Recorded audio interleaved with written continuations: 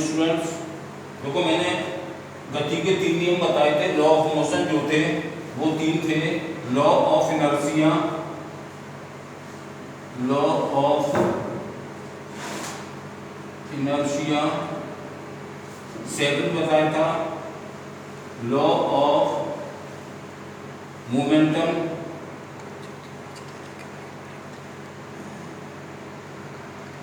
और तीसरा जो बताऊंगा वो action reaction, law of action reaction,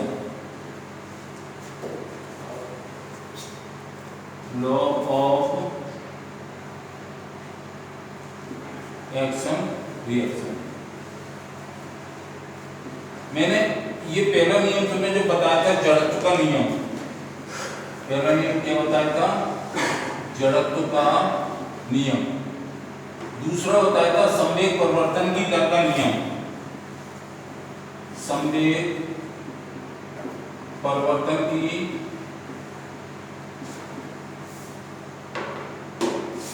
दर का नियम, और तीसरा है क्रिया प्रतिक्रिया का नियम, क्रिया प्रतिक्रिया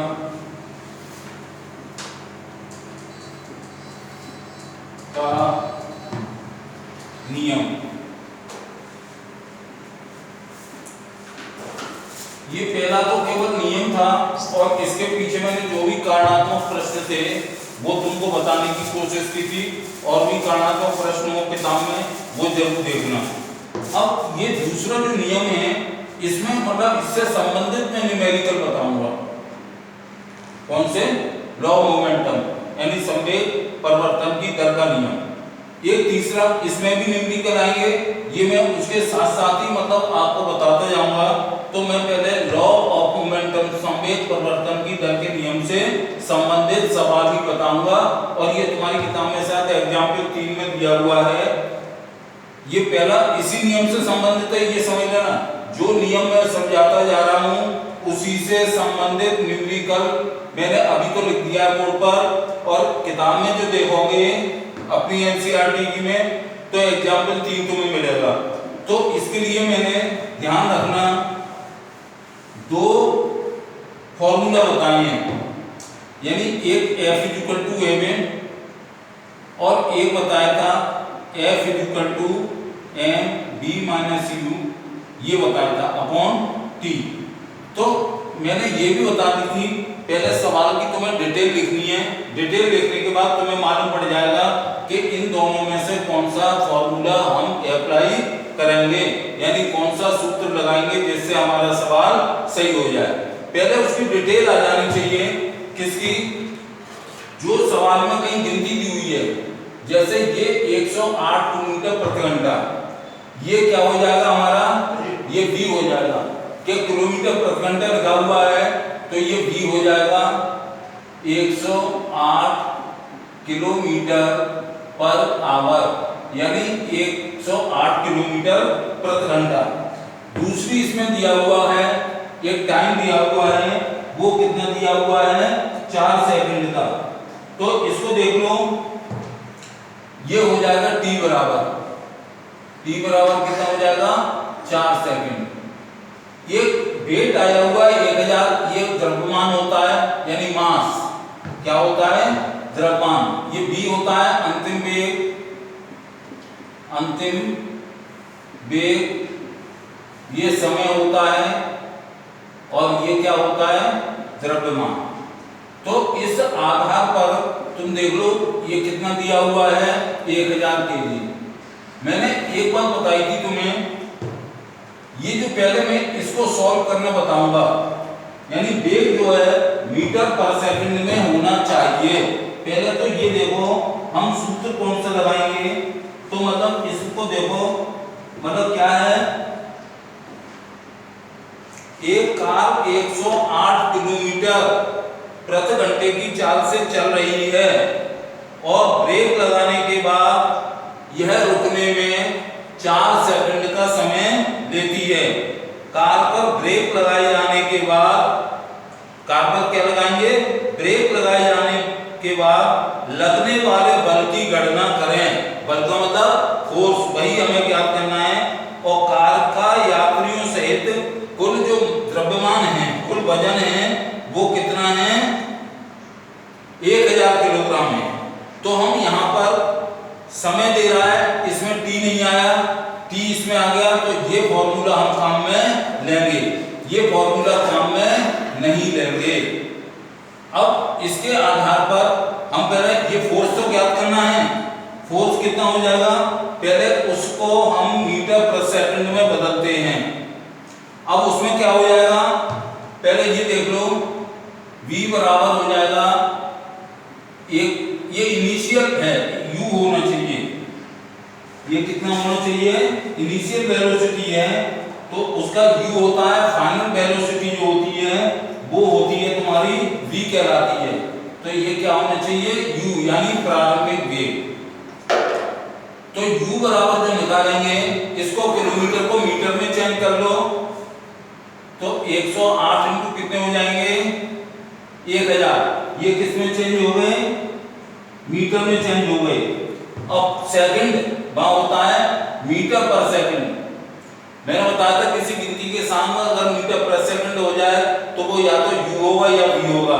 तो मैं मतलब जो हमारा ये यहाँ पर लिखो प्रारंभिक वेग, यानी इनिशियल वेलोसिटी, प्रारंभिक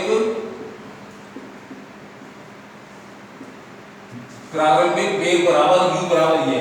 अब इसको मीटर पर सेकंड में चेंज करेंगे, तो 108, 1 किलोमीटर में 1000 मीटर होते हैं, तो ये गुणा कर दिया। अब आवर्स, 1 घंटे में कितने मिनट होते हैं? 60। और 1 मिनट में कितने सेकंड होते हैं? 60।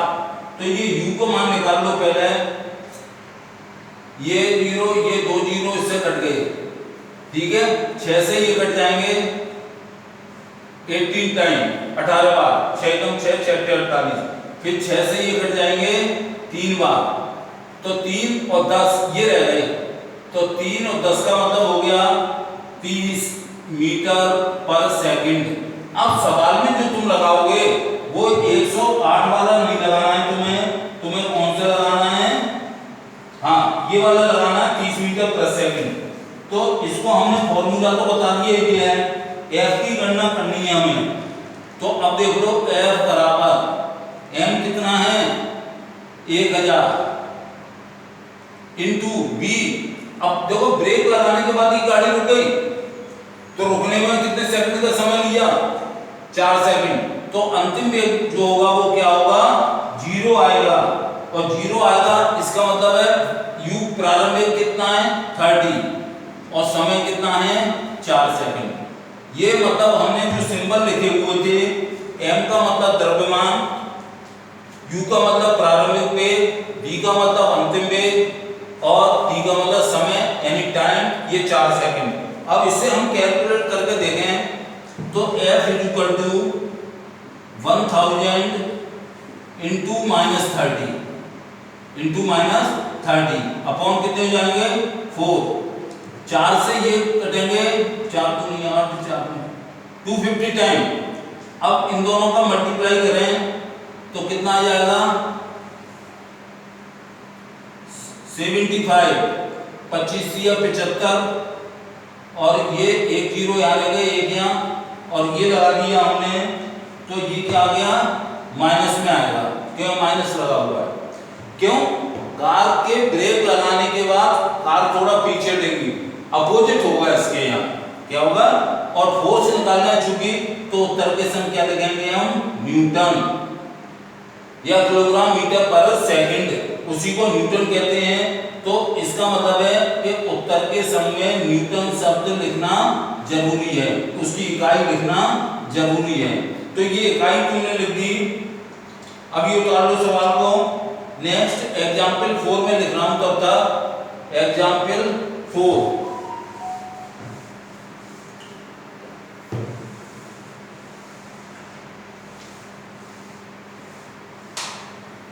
एग्जाम्पल 4, हाँ किताब दो मुझे।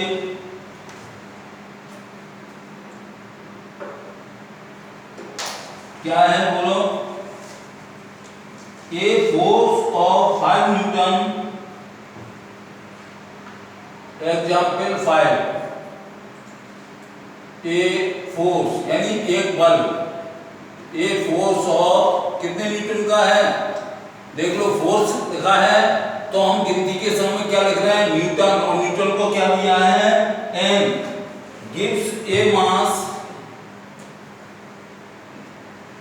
गिव्स ए मास m1, यानी उसने मास को क्या बताया है, m1, an acceleration, N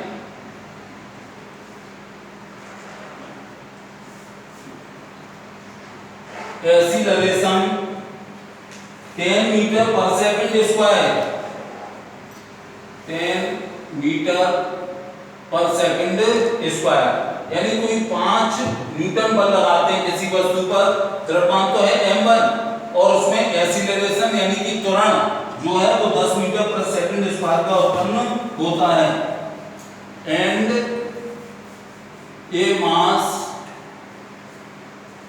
m2, अब ये कोई दूसरी वस्तु है, इसका मतलब तुलना कराएगा, an acceleration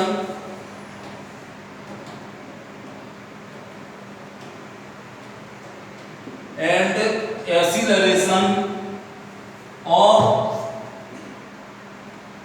20 metre per second square, 20 metre per second square, तो व्हाट एक्सीलरेशन,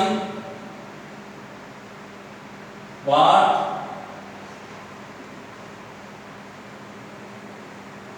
एक्सीलरेशन यानी कि त्वरण, त्वरण पूछ रहा है sir, acceleration would it applied, would it give, would it give if both the masses, if both the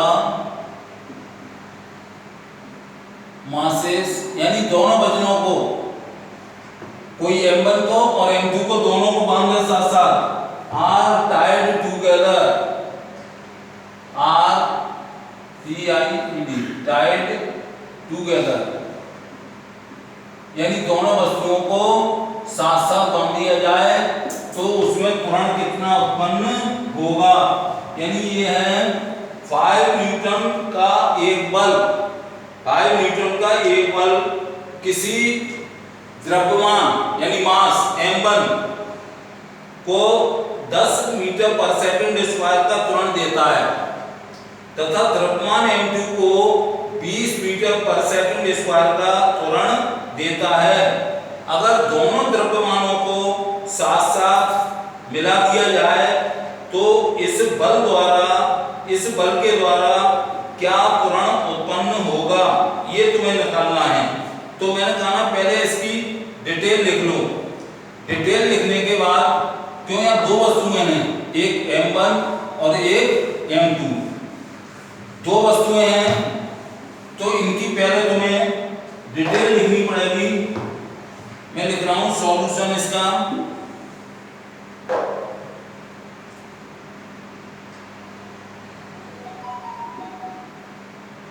in first position, in first position. अब ये प्रथम स्थिति की बात कर रहा हूं, पहले कौन सी वाली, 5 न्यूटन का बल तो दोनों करेगा, ये m1 की बात कर रहा हूं तो यहां पर लिख लेना, तुम पहले डिटेल लिख लो। अब इसको दो जगह बांट देंगे, एक ये फर्स्ट पोजीशन का है, सेकंड पोजीशन की बता दूंगा डिटेल। F1 बराबर कितना है, 5 है, ये हो गया। तुम्हारा A1 कितना है, यानी त्वरण, पहले कितना लग रहा है, एक्सीलरेशन, ये वाला त्वरण, त्वरण जो लग रहा है पहले वो लग रहा है 10 मीटर पर सेकंड स्क्वायर। तीसरा क्या है इसमें, द्रव्यमान, द्रव्यमान कितना होगा, ये द्रव्यमान होगा, द्रव्यमान यानी वजन। तो m1 बराबर जो है, m बराबर क्या होगा, m1 उसने केजी वगैरह कुछ नहीं लगाया है। अब देखो यहीं पर मैं सेकंड पोजीशन यानी दूसरे की बता दे रहा हूं, कोई सवाल लिख दिया है और दोनों का अलग अलग निकाल करके जोड़ देंगे, फिर त्वरण निकालेंगे। अब सेकंड पोजीशन में फोर्स तो वही रहेगा, लेकिन F2 लिखेंगे और यहाँ क्या लिखेंगे 5 न्यूटन। फिर क्या लिखेंगे M2 बराबर होगा, M2 को ही ले लेना और क्या निकालना है A2 बराबर जो है वो क्या है 20 सेंटीमीटर। ये वाला है एक्सीलरेशन यानी त्वरण, ये कितना है 20 मीटर पर सेकंड स्क्वायर। तो पहली पोजीशन में लेते हैं हम m1 की वैल्यू निकालते हैं। पहले हम क्या निकालेंगे m1, यानी ये जो m1 आया है वो कितना आएगा, वो m का मान होगा। तो m1 को तो m लिखेंगे, तो m1 बराबर क्या हो जाएगा, यहाँ फॉर्मूला जो तुम लगाना वो F m वाला लगाना। क्यों, त्वरण दे रहा है यानी a का मान दे रहा है, F का मान दे रहा है, m का मान अज्ञात है यानी अननोन है, इसको हम ज्ञात करेंगे पहले। तो मतलब m1 बराबर जैसे F बराबर क्या होता है ma या ma बराबर होता है F, तो m को निकालना है तो ये क्या हो जाएगा F/a। तो इस आधार पर हम ये इससे ज्ञात करेंगे पहले। तो m1 बराबर क्या लिखेंगे, m1 बराबर F1/a1 ये लिख दिया। अब इसका निकाल लो, डिटेल यहां से देख लो, विवरण यहां से देखो। तो F1 तो वही 5 न्यूटन का है, त्वरण कितना लग रहा है यहाँ 10 मीटर पर सेकंड स्क्वायर का लग रहा है। तो ये इक्वल टू आ जाएंगे 0.5 kg, कितना आ जाएगा 0.5 kg। चूंकि वजन की बात कर रहे हैं, वजन की बात कर रहे हैं, तो ये कितना आ जाएगा 0.5 kg। अब सेकंड कंडीशन में हम निकालेंगे तो m2 निकालेंगे, m2 निकालेंगे फिर उन वजन को जोड़ेंगे तो वो टोटल वेट यानी m का मान हो जाएगा। सुन लो पहले, यानी m1 बराबर ये डायरेक्ट फॉर्मूला मैंने लिख दिया। अभी बताइए F बराबर ma से निकाला, यहाँ सिंबलाइज क्यों किया, ये 1 क्यों लगाए, क्योंकि दो स्थितियां हैं, पहली स्थिति 1 है, दूसरी स्थिति 2 है, उससे m1 का मान आ गया 0.5 kg। तो अब इन सेकंड पोजीशन यानी दूसरी परिस्थिति में क्या निकालेंगे m2, तो m2 बराबर हो जाएगा F2/a2 हो जाएगा। अब F2 कितना है, F2 का देख लो कितना है, वही 5 ही रहेगा, 5 न्यूटन के बल लगा रहा है दोनों वस्तुओं पे। अपॉन A2 कितना है 20 है, कितना है 20। तो यहाँ पर अगर हम निकालें तो 20 दूनी 40 पॉइंट लग जाएगा पहले ही, 0 20 दूनी 40 20 पंजे 100 25 के 0.25 kg आ जाएगा। ये किसका मान आ गया m2 का आ गया। अब हम जो निकालेंगे तो वो कह रहा है दोनों वजनों को साथ साथ बांध दिया जाए। If gives the both the masses are tied together, ये दोनों द्रव्यमानों को साथ साथ बांध दिया जाए तो यहां लिख लेना आफ्टर टाइड टुगेदर। अब इससे m निकल आएगा तो m = क्या हो जाएगा m1 प्लस m2 हो जाएगा। तो m बराबर क्या हो जाएगा, m1 में कितना आया देखो 0.5 और प्लस और यहाँ कितना आया 0.25, तो ये m बराबर जो आ जाएगा 5 2 7 0.75 kg ये आ गया। अब ये हमने द्रव्यमान निकाल लिया, क्या निकाल लिया द्रव्यमान। अब इन दोनों पर भी 5 न्यूटन कई बार लगाया जाता है। अब पूरे द्रव्यमान पर यहां लिख दे रहा हूं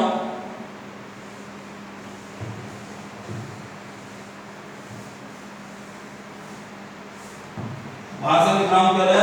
अब पूरे द्रव्यमान पर, पूरा द्रव्यमान क्या है m, अब पूरे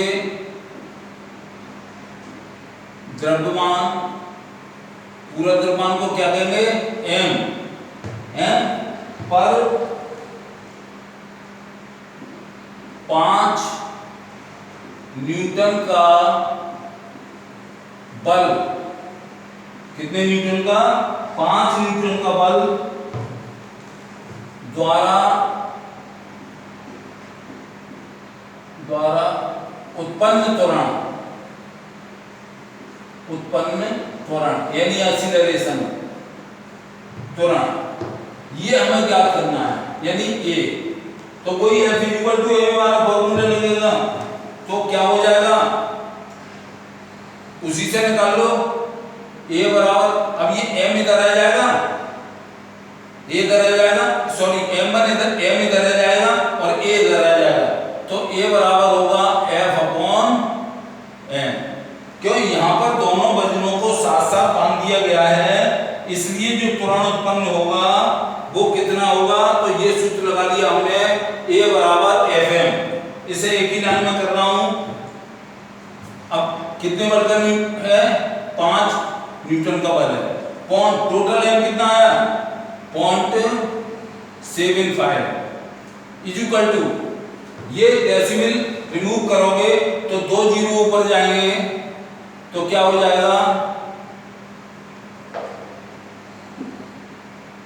500 अपॉन 75। अब इसका भाग इसमें दोगे तो लगभग क्या आ जाएगा? 75। यहां देख लो, 75 से किसमें लेंगे? ये 6 7 42 8 7 7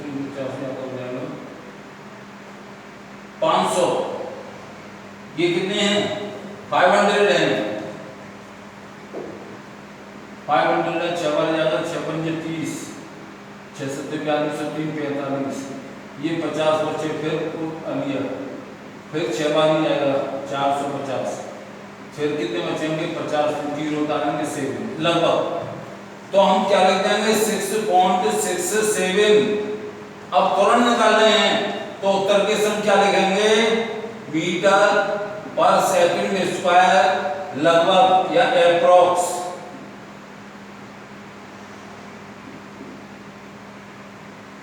यानी लगभग लिख देना। क्यों लिखा लगभग? क्योंकि भाग पूरा नहीं दिया, इसलिए वहां अप्रोक्सीमेटली लिख दिया।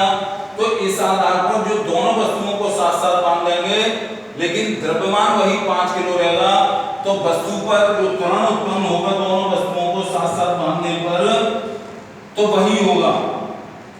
अब देखो इसमें एक एग्जाम्पल और है, एग्जाम्पल 5। कौन सा एग्जाम्पल है? एग्जाम्पल 5 देख लेना। 3 4 था, ये वाला एग्जाम्पल 4 था भाई। अब किताब में दिया हुआ है एक एग्जाम्पल और है एग्जाम्पल 5। क्या है? एग्जाम्पल 5। अब यहां पर दिया हुआ है द वेलोसिटी टाइम ग्राफ, यहां लिख दे रहा हूं द वेलोसिटी टाइम ग्राफ, इसका मतलब ग्राफ देगा इसमें। The velocity of time graph of A ball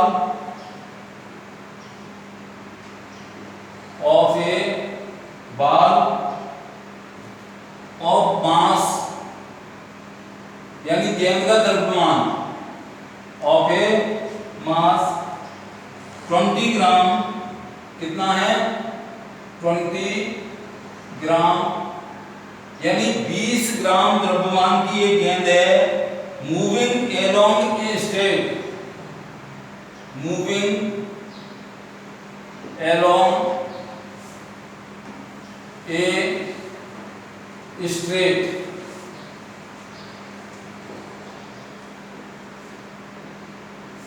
moving along a straight line on a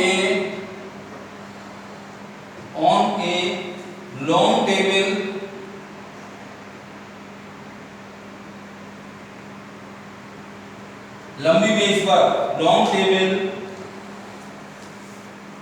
is given in figure, इसमें अपना ग्राफ दिया हुआ उसने, is given in a figure,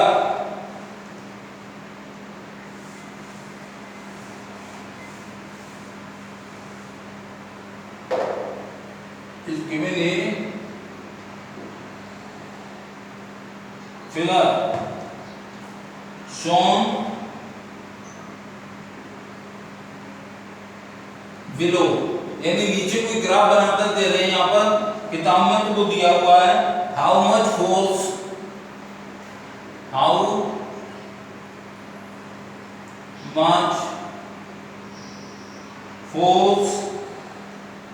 does the table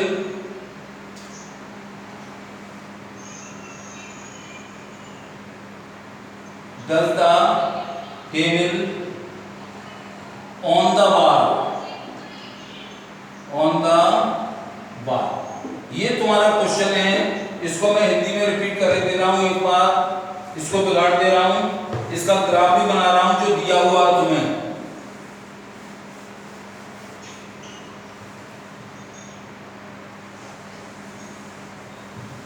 इसका ग्राफ भी बना रहा हूं, वो देखना, और से ये और ये, अब ये 5, 10, 15 और ये 20,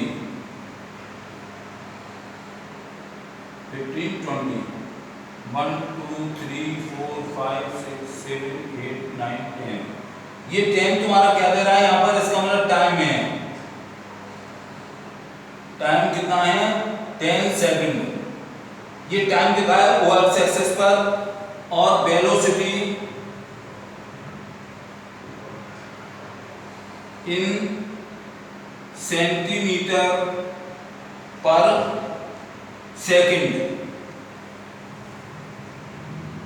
इसका मतलब है ये इसने दे दिया, तो ये 20 पर थी, ये कहां पर आ गई, लुढ़कते लुढ़कते यहां आ गई। तो इसका सवाल सुन लो, एक लंबी मेज पर, ये मेज है, एक लंबी मेज पर ये सीधी रेखा में जा रही गेंद जो है उसका द्रव्यमान कितना है 20 ग्राम। तो ध्यान रखना यहाँ ग्राम है, इस वजन को हमें किलोग्राम में चेंज करना पड़ेगा। द्रव्यमान की गेंद जो है, ये जो ग्राफ दिया हुआ है इसमें मतलब है गेंद की विरामावस्था में लाने के लिए मेज द्वारा कितना बल लगेगा, कितना बल लगेगा। कौन सी गेंद को जो है विरामावस्था में लाने के लिए मेज द्वारा कितना बल लगेगा, तो उसके लिए ध्यान में रखना। पहले यहाँ पर जो है वजन को क्या करोगे, पहले तो डिटेल लिखोगे, उससे हम पता लगाएंगे, मतलब क्या लिखेंगे, देखो इसको लिख रहा हूं मैं,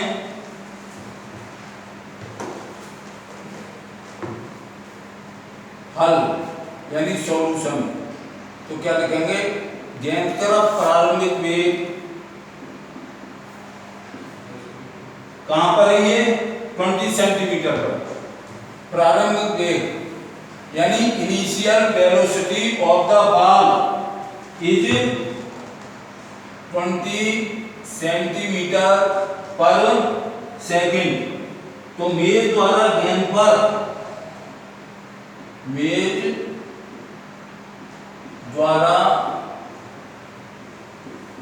गेंद पर घर्षण बल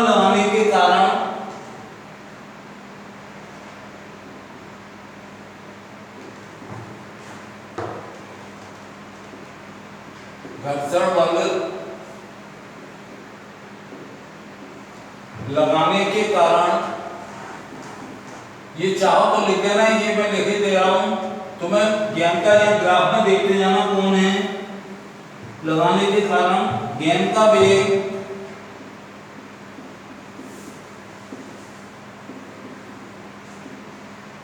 ये लिखा हुआ है 10 metre per second, 10 metre per second में शून्य हो जाता है।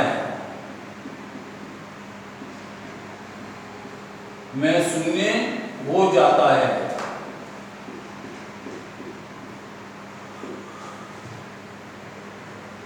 चूंकि वेग समय ग्राफ चूंकि वेग समय ग्राफ ये जो बना हुआ है, ये दो चीजें दिखाई हैं। ये क्या दिखा हुआ है? टाइम, तो समय हो गया, ये वेलोसिटी यानी कि वेग हो गया। तो इसका जो ग्राफ है एक सरल रेखा में है। कैसी रेखा में है? एक स्ट्रेट लाइन, सवाल में आया था, एक सरल रेखा में है। इससे स्पष्ट है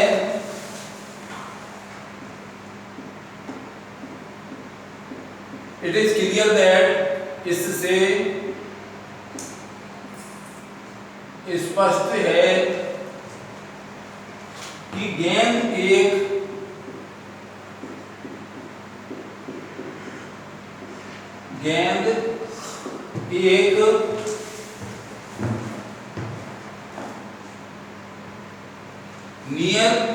नियत त्वरित बल के साथ चलती है। नियत त्वरित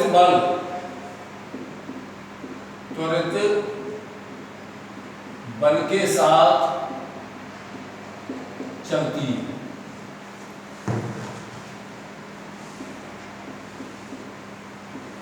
ये समय पर ग्राफ का ये एक बार फिर देख लो। यहां पर ये देखो, ये क्या है? वेग, ये वाली ओ वाई एक्सिस पर, और ओ एक्सिस पर किसको दिखाया है? टाइम को दिखाया हुआ है। तो पहले डिटेल लिख लेते हैं, इसकी डिटेल लिख लेंगे।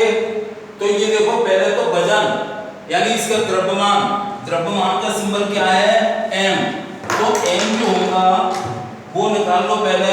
यहां लिख दे रहा हूं m = 20, क्या दे रहा है? ग्राम। मैंने क्या बताया था? इस ग्राम को किलोग्राम में चेंज करना पड़ेगा। तो ये m बराबर हो जाएगा, 1 किलोग्राम में कितने ग्राम होते हैं? 1000, ये कट गए तो 0.02 ये केजी बन गया, ये बन गया। अब देखो वेग को भी देखो जरा, u यानी प्रारंभिक वेग है, यहां से ये लौटती है। तो u बराबर क्या दे रहा है? 20 सेंटीमीटर। कितना दे रहा है? 20 सेंटीमीटर। यहाँ 20 में निशान लगा हुआ है, यहाँ क्वेश्चन में लिख के नहीं दे रहा है। तो u बराबर क्या है? 20 सेंटीमीटर पर सेकंड। अब इसको सेंटीमीटर को किस में चेंज करेंगे? मीटर में। तो u बराबर जो हो जाएगा वो 20/100 हो जाएगा।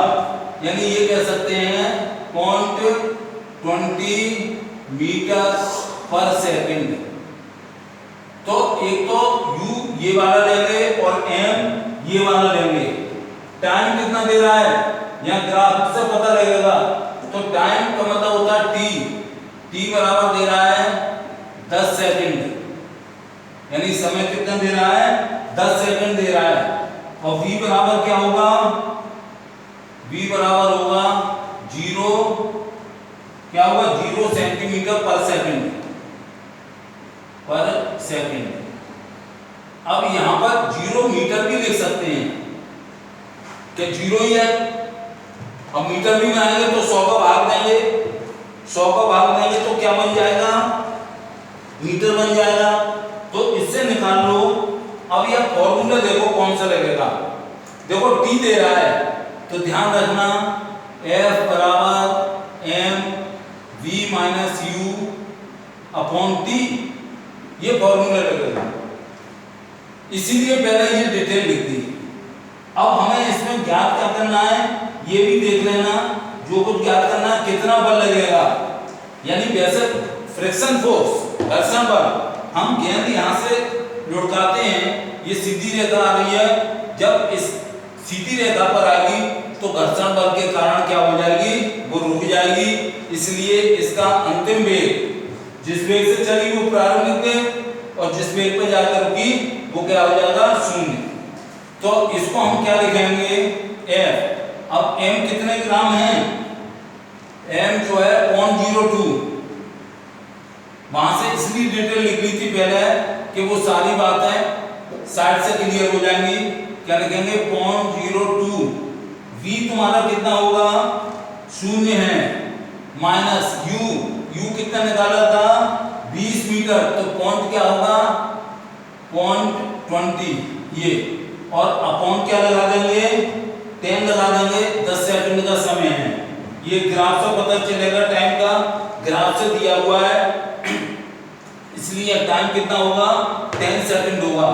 अब ये क्या हो जाएगा 0.02 इंटू माइनस 0.2, ये जीरो में से घटाए तो जीरो तो कोई वैल्यू नहीं है, तो माइनस 0.20 रह गए, अपॉन कितने आ गए 10 आ गए।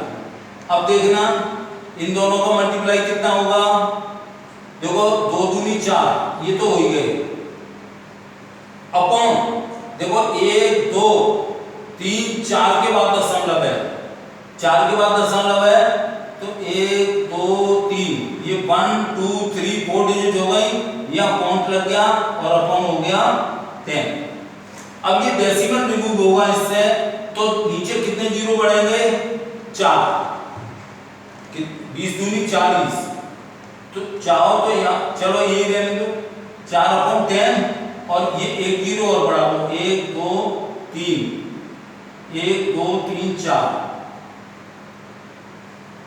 1 2 3 4 और एक 10 का है ये, तो अब ये जो आएगा ये हो गया 20 दूनी 40 हो गया, तो 1 2 3 20 दूनी 40 और 2 और 2 4 2 और 2 4, यहाँ लगेगा पॉइंट, ये पॉइंट कहाँ लगेगा, ये पॉइंट यहाँ लगेगा